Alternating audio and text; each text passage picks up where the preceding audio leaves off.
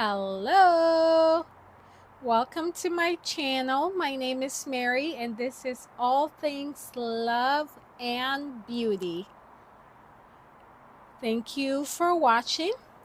So, today I am going to be reviewing or recapping episode 2 of Perfect Match on Netflix. So, episode 2 kind of kicked off where episode 1 ended. If you remember, episode 1 ended on a cliffhanger. We found out that Madison not only sent Juliet on a date, but she also sent herself on a date. And in this episode, we get to find out who her date was, and it was Freddie. I don't believe I watched Freddie's season. I think he's from Love Is Blind. I'm not sure. I didn't watch his season, so I don't really know much about him. But he seems like a sweet guy just from the moments that we get to see him. So they went on a date together. And so Cody, who was her partner, came back. And you can tell he's upset, rightfully so, because he thought that him and Madison had a great connection. But then her choosing to go on a date kind of shows him otherwise. I was a little bit shocked by Madison, but not really, because in episode 1 she kind of mentioned how she didn't like Cody's mouth, so she didn't like kissing him basically. So that kind of gave a hint that she wasn't as invested as he was. So she went on a date with Freddie. They're cute. They came back into each other, which was cute. And then Juliet went on her date, and her date was Carrington. Now, I did watch Carrington's season. He was from season 2 of Love Island. Season 2 of Love Island USA. And I remember his season. He was like a little bit of a heartbreaker. But I don't know. I feel like he's trying to big himself up like, yo, I'm this heartthrob and I got game. But to be honest, I don't think he has game as much as he thinks he does. I think he comes off sweet. He has like a cute, innocent face, but I don't think he comes off like a bad boy or anything. I don't know. I don't know. Maybe I'm wrong, but just from what I've seen of him, I don't think he has that much game. I think girls do fall for him, but I think it's just because they like him. I don't think he's like this. I could be wrong. I have been wrong before. But yeah, so Juliet and his date went well. And he was like saying things. He's like, oh, I know how to get girls by giving them the look. And I was just like, I don't think you're as good at as you think you are. Because when they came back in the house, he tried to talk to like all the other girls. And it just was not working. He just came off as trying too hard, and it didn't go far. So their date, although the date went well, in the end she didn't pick him, and I'll get more to that later. After the Juliet and Madison finished their date, they brought the two new guys back to the house to meet the rest of the castmates, and the two guys were mingling with everyone. And right away we found out that Ollie and Freddie, they are pals. They get along, which makes sense. They're both from the UK. They're both from the same season of Love Island UK. So before, Freddie was like, I don't want anyone new. Anyone new comes in, I'm kicking them out. But the minute he saw that it was his boy Freddie, he got excited, which it's understandable. I feel like being one of the few people from the UK, he probably felt left out. So it was nice having someone, a little piece of home. And then so Freddie and Madison got along really well. They have a good connection, at least from what we see. And then Carrington and Juliet, it's weird because I thought they had a good date and they were both flirty, but Juliet for some reason was not as invested. And real quick, back to Madison and Cody. So Cody was Madison's partner or date before Freddie, and he just like did a switch up. He's like, "Oh, I don't want anything to do with her," and then she also made comments about him like, "I want him gone." So I feel like something happened. I could be wrong. I may be reading into it, but I feel like something might have happened to cause that friction because they went from like seemingly being great to her being like, I don't want anything to do with him. Actually, no, she just chose someone to go on a date. And then he was like, I don't want anything to do with her. So I feel like maybe there was an argument or something that happened that we didn't see. I could be wrong, but I know a lot of times, like for example, in season 2 of Perfect Match, we found out Dominique and her partner, she was a similar story where she's like, I didn't want anything to do with him, but we couldn't figure out why. And later she came out and said, yeah, he was saying awful things, and they cut it off. So I think maybe similar thing happened where they had a little bit arguments and they cut it, which is why there seems to be tension out of nowhere. Again, purely speculation. I could be way off. There could be nothing, but it seems like something may have happened because to go from being so happy to I want nothing to do with this person, something drastic must have happened. Moving on. So one thing I noticed about Sandy, we got to see a little bit of Sandy, and Sandy just seems kind of sweet and caring. I don't know why, but she just gives off a different vibe than from her season of the ultimatum. She seems caring. She was like checking in on the new guys who came in. She was checking in on the girls, making sure everyone was okay. So I really like that. It could be fake, it could be for the show, but it seems like it comes across like she is a caring person, but who knows if it's genuine. But who knows? It might not be genuine, but I like it so far. So far, she's like, I'm the most impressed by her because I had a negative like view of her from her show. So this might be her redemption tour. So the housemates mix and mingle with each other, and the two new bombshells or men.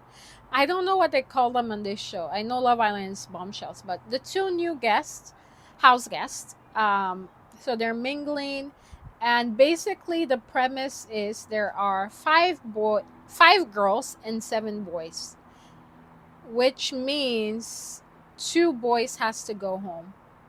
And I don't really like the way they set it up on Perfect Match because they don't give the newcomers a chance to really make a connection, because it's like basically you have to make a connection the same day. Carrington and Freddie just came in, but they had only a few hours to make a connection to stay in the house. So the matchup for that night, we had Ollie and AD, which I will get to them later. I have some thoughts. We have Ollie and AD. We have Madison and the new boy Freddie, because her and Cody are done. We have Sandy, who also stuck with her old partner, which was Louie. And then we have who else? Lucy and Daniel. So basically everyone so far is sticking with their original partners, with the exception of Madison, who switched to Freddie, which means we know for sure that Cody is going home. The decision came down to Juliet and who she's going to choose, because she had a great connection with Carrington on her date, but her partner is Clayton, and I wouldn't say they have a great connection, but they vibe well. And then also Cody miraculously started showing interest in her, so she has to choose between those three. Um, Spoiler alert, it's not Cody. Cody gets home because you were just all over Madison. Now all of a sudden you have interest in Juliet, and Juliet was able to peep that. So she's rejected him. And it came down to Carrington and Clayton. Ultimately, she chose Clayton. I think she chose Clayton because they have sort of a bond, and I think it's easier to choose someone who you kind of know instead of opening yourself to someone you may not. I think maybe she was worried that Carrington would leave her if he um, came into the house. He may switch up, so she wanted to choose the safer option. But I don't believe Clayton and Juliet have a strong connection. I think she just chose him because he was the safer option for that night. So all the couples went to bed, and when they wake up in the morning, it's a new day, which means a new compatibility challenge. So for the compatibility challenge, they split the boys versus the girls. So it starts off with the girls sitting down, answering questions of what they think their partner would most likely prefer. And then at the end, and then after they do that, they switch off and the guys do the same. And at the end, we get to see who basically knows their partner the best. We also get to find out whose answers align the most, because you may align with someone else who may not be your partner. So yeah, that's the compatibility challenge. In this game, we get to find out that this is basically the Ollie and AD show. And I don't like it at all. So throughout the game, they ask them questions, and each time, like the camera just keeps focusing on Ollie and AD. Like other people will answer, and it'll be like, "Oh, Ollie and AD." I understand that Netflix wants to milk their relationship as much as possible. Again, if you're not aware, Ollie and AD, they are currently together. So after the show, they stuck together. They're still together. AD is currently pregnant and engaged for Ollie. So that's kind of a background of their current situation outside of the show, which I understand why Netflix would want to focus on them. They're success stories, so of course you want to focus them. However, it takes away from the show, because now that I know that they're a couple because of Love is Blind, I can't enjoy the show because every time I see them, I just don't want to see their face. This whole compatibility challenge or game, it was so heavily focused on them. It's like, hello, you have other people on the show. So um, I, I I found myself getting really frustrated. So that's my little rant on Ollie and AD. They are cute, I'm not gonna lie, but I found myself getting frustrated because they kept focusing on them. And with Ollie and AD, it's very clear, at least to me, it's clear that it's mostly physical on both of their parts. I would say they're both physical people. More so AD. I feel like AD is very sexual in her responses in this game. Like she was answering very like talking about choking and yeah. I'm not going to go into details of the questions of the game because they were very explicit, but she's very sexual, nothing wrong with that. However, it seems that maybe their connection is based on physical instead of actually building a strong emotional bond. So that's one observation. Another observation with them is that it seems like AD is more invested than Ollie. when they were asking the questions, AD got, I think she got 4, right?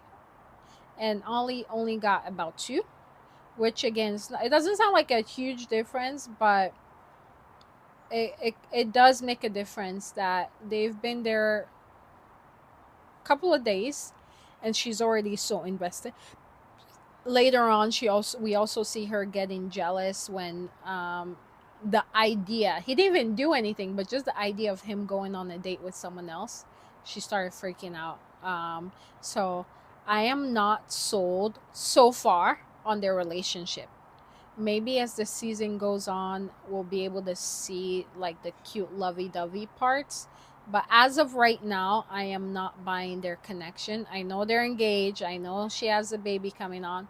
i just don't see I just don't see it beyond physical as of episode 2. My mind could change as I watch the rest of the season.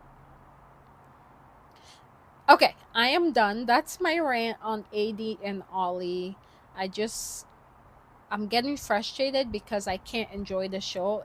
It's becoming the AD and Ollie show. I know it's not their fault, but it's just like I watch show to enjoy and get to see different characters and different connections, but it seems like the show really wants us to like focus on them, and it's becoming annoying. Okay, rant over. That was long, but I apologize. I just had to get it off my chest. So back to the game, we have Daniel and Lucy. So they're partners, and for them, we found out that Daniel voted the most for Sandy. So his answers aligned the most with Sandy, and then Lucy voted the most for Freddie. So that's kind of not a good sign that they're not matching with each other, but it's still new. Clayton and Juliet. Clayton voted the most for Sandy, and Juliet voted the most for Freddie. So Sandy and Freddie are quite the popular catches so far in this game, because other people, other than their partners, are voting for them. And then now we're on to Louis and Sandy. They're a couple. They voted for each other, so they both aligned with each other. And then Freddie and Madison also voted for each other, so they aligned with each other.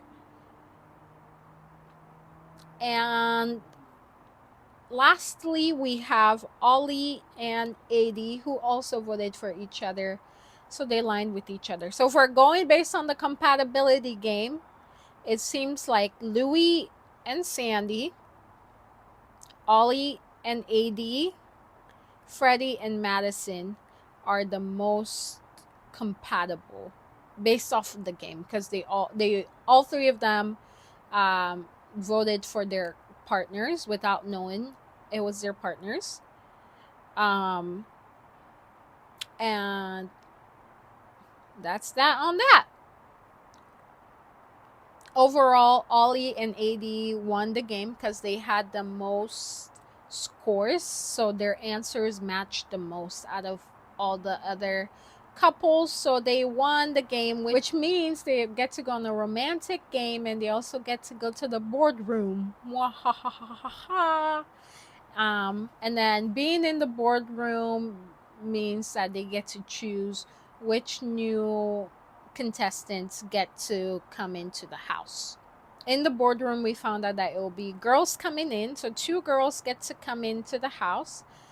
So Ollie and AD get to choose what 2 girls come in and who they get to go on a date with. So right away they chose Rachel Recchia. She was on The Bachelor, so she was a contestant on The Bachelor, and then she ended up becoming a bachelorette. So they chose her to go on a date with Freddie. And if you know Freddie, he's the new guy that basically just came in and went on a date with Madison. So they put Rachel and Freddie on a date. And then for the second person, they were trying to figure out who the second person should be. And this is where we start to see tension between Ollie and AD. They could not agree Ollie was wanting to put Alex, who I'm not sure who Alex is, but he was wanting to put Alex with Louis, whereas AD kept wanting to put Cutie um, with Louis.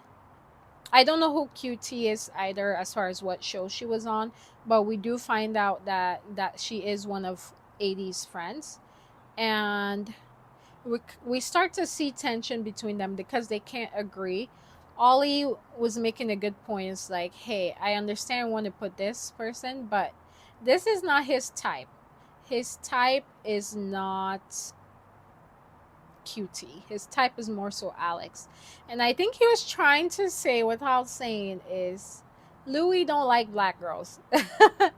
And QT's a beautiful black woman. And AD kept trying to put QT with Louis, but Louis is not attracted to black girls. Of course, Ollie couldn't say that on TV, so he's like, that is not his type. But AD was so insistent, and so we kind of see tension between them. And that's where the episode ended. AD was basically asking Ollie, why are you so like insistent on bringing Alex? So I think she started getting jealous, thinking maybe Ollie wants Alex for himself. I don't know how true that is. I don't think Alex is Ollie's type, but then again, I don't know Ollie that well. But yeah, AD was getting a little bit territorial and a little bit jealous, like with Ollie saying, hey, you're not going anywhere. Don't go on the date. You better not go on the date. Whereas Ollie's like, hey, I'm just trying to hook up my friend with a guy he's actually, or with a girl he's actually interested in. So yeah, episode 2 also ended up in the cliffhanger. So we don't get to find out who the second person is that goes on the date yet. We will find that out in the next episode. Yeah, that's it. That's my recap review for episode 2 of The Perfect Match. So please come back for my review of the next episode. I will be reviewing episode 3. I will be posting my review of episode 3 tomorrow. So come back and tell me down in the comment, who are you shipping? Who's your favorite couple so far? Right now, I think I'll have to say Lucy and Daniel are my favorite. Just because they're both so beautiful, and yeah, that's it.